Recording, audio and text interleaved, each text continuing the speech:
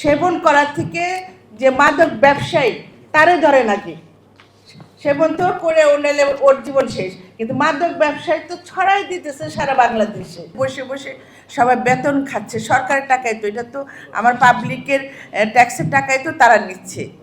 তা আমার পাবলিকের সুযোগ সুবিধা তো আমাকে করে দিতে হবে। আর আমি এখানে এই চেয়ারে বসছি তো আমি পাবলিকের কাজ করার জন্য, সেখানে তো আমি পারছি না করতে, তো সে আমাকে তো দিতে হবে। এখানে যারা বসে আছেন বাকি সবাইকে তো জবাবদিহি করতে হবে না, সবাই তো আমাকে বলবেন যে আপনাকে জনপ্রতিনিধি বানাইছে, আপনি কি করতেছেন আমাদের জন্য।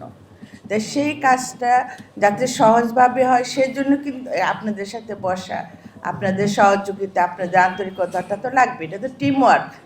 একটা জেলাকে উন্নত পর্যায়ে নিতে গেলে সবাইকে কাজ করতে হবে, প্রশাসনের, সরকারি সব পর্যায়ে।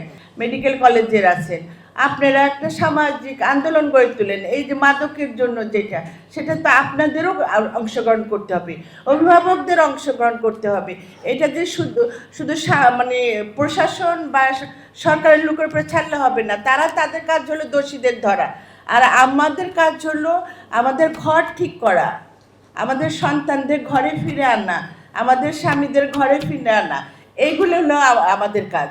আমাদের কাজগুলি সেইগুলি করতে হবে। এই কাজগুলি দুইটা যখন একই সমন্বয় হবে তখন আপনি এটা কমাতে পারবেন, আদারওয়াইজ কিন্তু এটা সম্ভব হবে না। এটা বিরাট একটা মহামারী আকারে ধারণ করছে। বাংলা যা ছিল না এখন দেখছে বাংলাদেশের বিরাট মহামারী অবস্থায় চলে গেছে।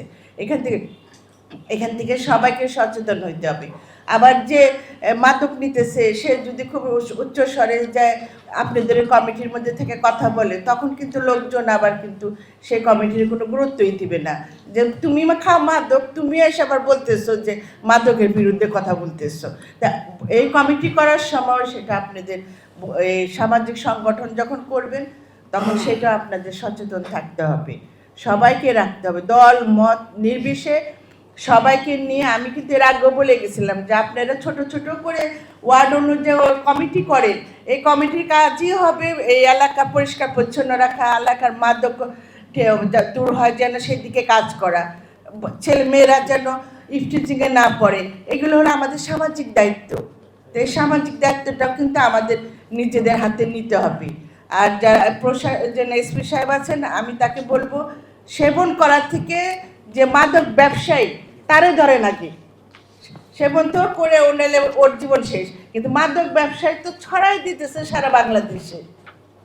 মাদক কিছুদিন আগে একটা ঘটনা ঘটছে, মাদক ব্যবসায়ী নিয়ে যাচ্ছিল, সেখানে সেবনকারীরে না মাদক ব্যবসায়ী না ধরে সেবনকারীকে ধরেছে।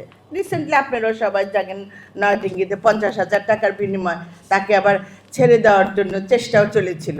তো এই ধরনের ঘটনা যেন পুনরাবৃত্তি না হয় এগুলো আপনারা খেয়াল করবেন। আপনারা করছেন, কিন্তু আমি চাই আরও শক্তভাবে করতে হবে। আর আপনাদেরও যারা আছেন এখানে দলীয় নেতা কর্মী তাদেরও বলবো তারা তাদের ব্যাপারে সচেতন থাকবে।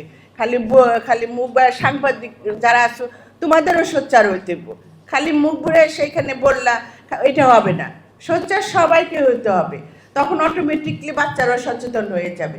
খারাপ সাইডটা দেখাতে হবে, তুমি খাবা না না এটা ও তো বুঝতেছে না যে খেলে কি হবে, ওর ভবিষ্যৎ কোন দিকে যাচ্ছে।